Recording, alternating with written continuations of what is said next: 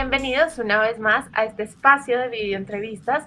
Hoy estamos con Santiago Martínez, que nos va a hablar un poco más sobre su nuevo libro, Empatía Digital. ¿Cómo estás, Santiago? Bienvenido.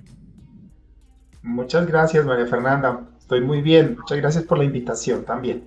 Gracias a ti. Bueno, cuéntanos, ¿de dónde nace esta idea de crear este libro de Empatía Digital? Cuéntanos un poco qué hay detrás de. Pues mira, debo partir diciendo que a mí me encanta escribir y que digamos, Empatía Digital es un libro que nace en pandemia, es un libro que nace derivado de una estrategia de contenido de la empresa que lidero. En ese proceso, pues estaba como en el plan de dar muchos webinars alrededor de lo que se podía hacer desde nuestra área digamos, Índices es una compañía de conocimiento del consumidor y me gusta a mí mucho hablar sobre el tema de tecnología asociada a ese conocimiento. Me invitaron a un webinar y en ese webinar una persona de la editorial me contacta después y me dice, ¿usted se le mide a escribir un libro sobre lo que hoy hablo en el webinar? Y yo le dije, pues sí, hagámoslo. Y de ahí nace, digamos, eso es lo que pasa. Fue una coincidencia muy agradable. Bueno, súper. ¿Y por qué el título, como Empatía Digital? Ok, el título fue una de las últimas cosas que hicimos para el libro, digo, hablo en plural por la editorial.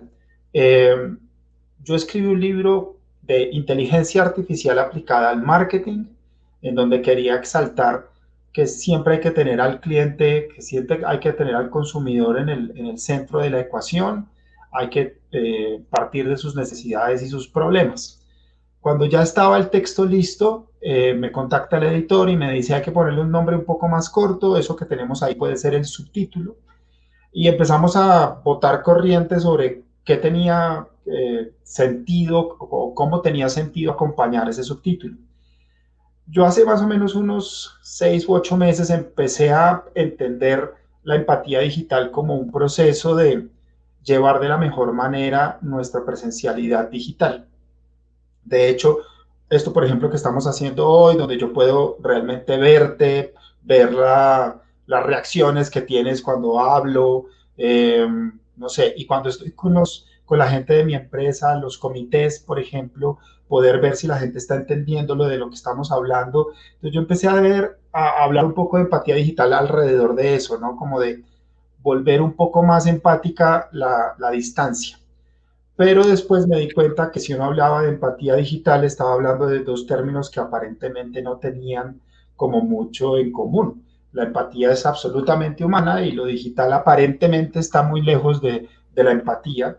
Y por eso me arriesgué a poner la empatía digital para generar tensión entre los dos conceptos.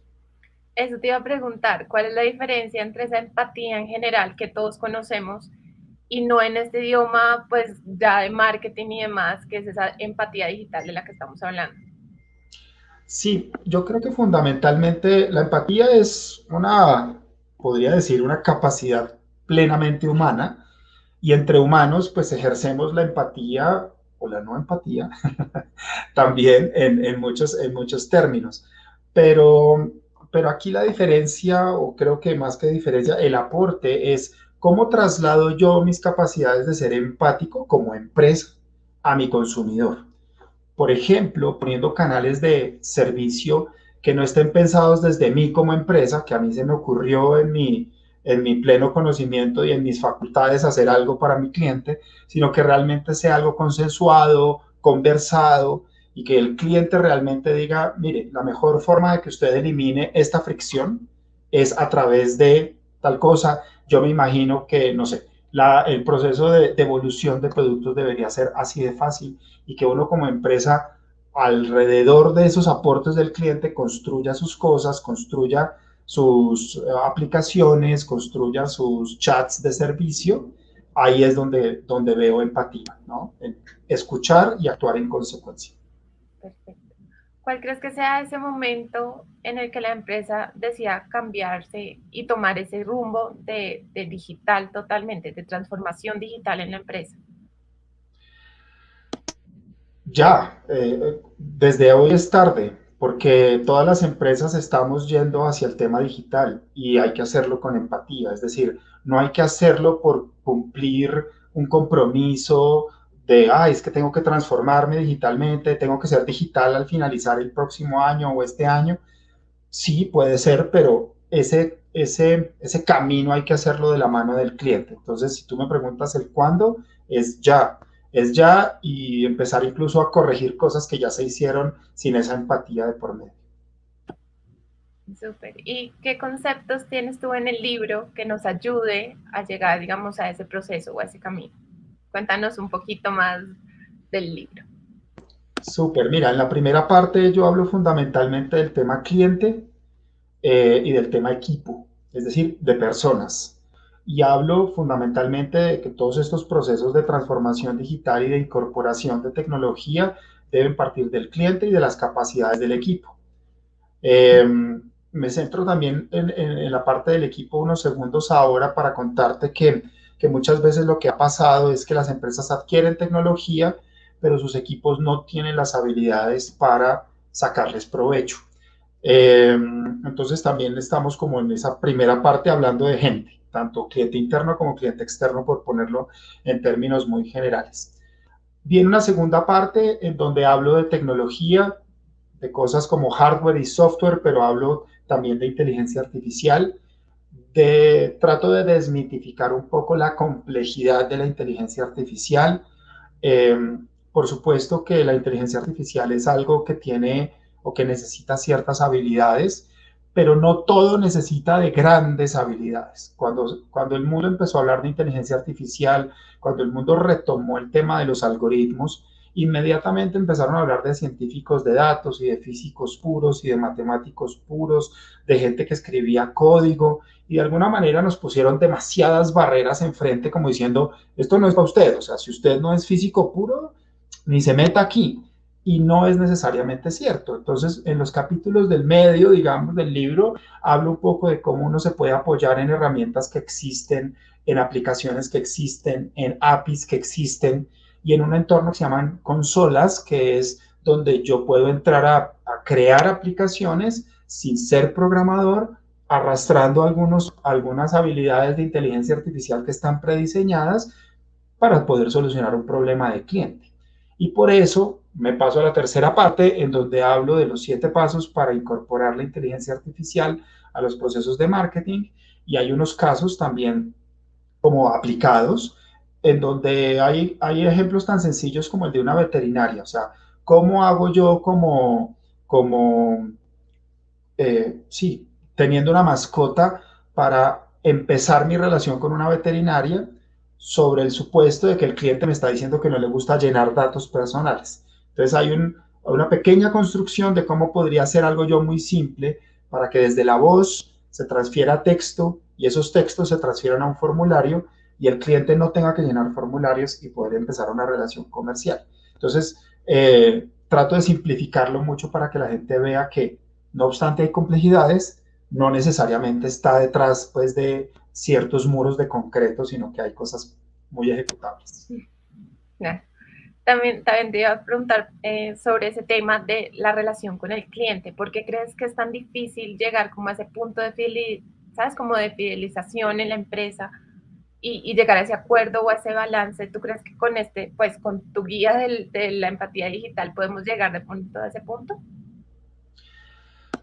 Clientes fieles no hay, punto. O sea, nosotros como clientes estamos en plena libertad de estar buscando siempre la mejor propuesta de valor, pero definitivamente, María Fernanda, la gente es mucho más afín a las empresas que le escuchan y le solucionan. Entonces, si entendemos la empatía digital como ese proceso de escuchar al cliente y solucionarle, yo como empresa debería tener una ventaja competitiva versus aquellas empresas que desde su vanidad y su prepotencia crean las cosas no de la mano del cliente, sino desde sus capacidades y sus restricciones. Súper. ¿Y cuál sería el equipo ideal para todo este proceso? Bueno, de hecho en el libro cito un ejercicio que hicimos con la revista PIM alrededor de los equipos de marketing en nuestras constantes iniciativas en conjunto. Y definitivamente hay una serie de habilidades o de capacidades que empiezan a tener esos equipos de marketing.